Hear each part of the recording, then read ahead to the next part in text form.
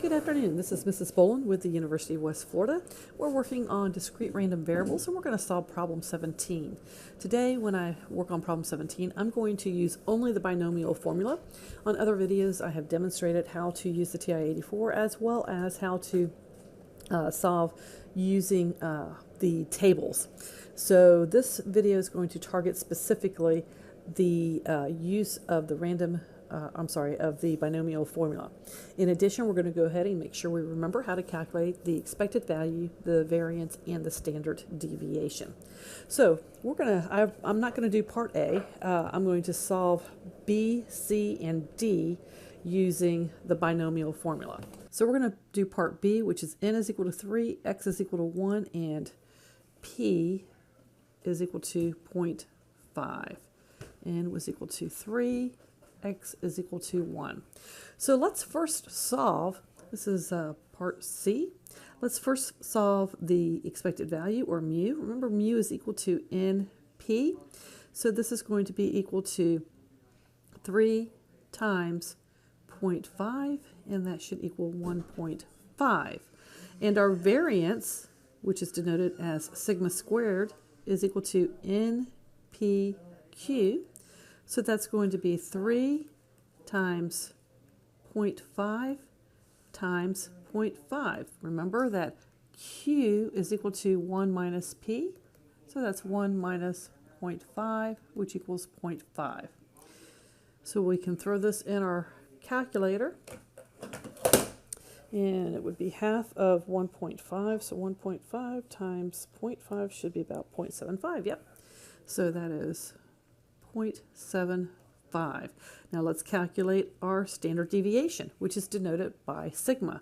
Remember, that is simply equal to the square root of our variance. So that's the square root of 0.75.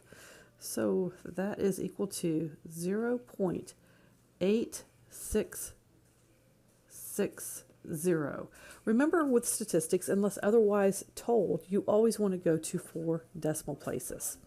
So now we're going to find out what is the probability of getting exactly 1 success out of 3 trials if our probability of success is 0.5.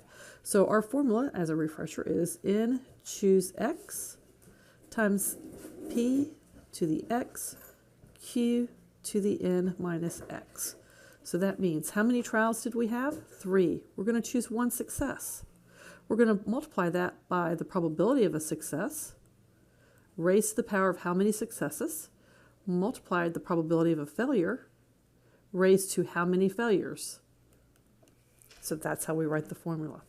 So let's go ahead and start solving. Let's first solve just 3 choose 1. I always encourage you just to solve that portion first and then go back and fill everything else in. So 3 choose 1 is equal to 3 factorial divided by 1 factorial times 3 minus 1 factorial.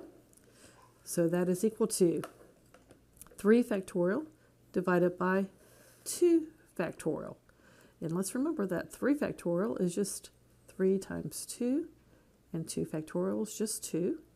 So we can cross those off, and we are left with 3. So now we know that 3 choose 1 is equal to just 3. So we'll put our 3 right here. And 0.5, let's see here, 0.5 raised to the, I'm sorry, wrong one. Let's back that one out.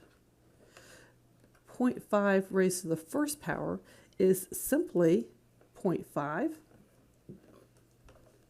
Oops.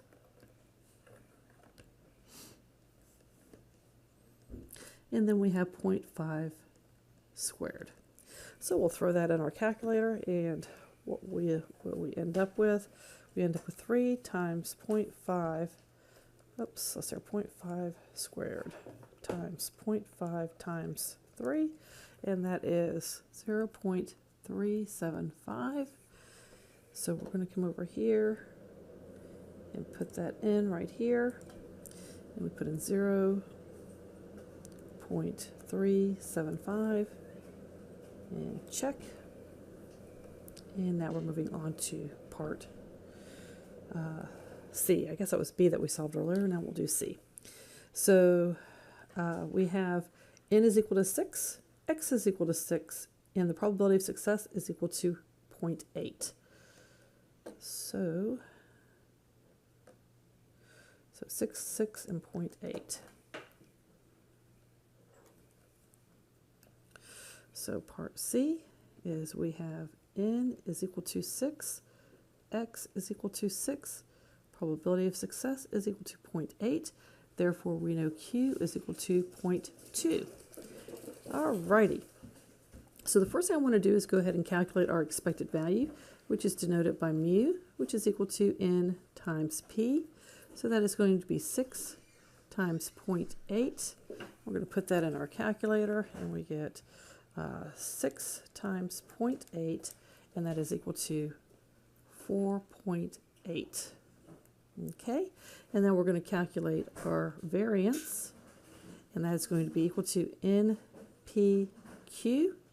So that is going to be 6 times 0.8 times 0.2. So that is 6 times 0.8 times 0.2, and that is equal to 0.96. Alrighty. Now we're going to go ahead and calculate the standard deviation. The standard deviation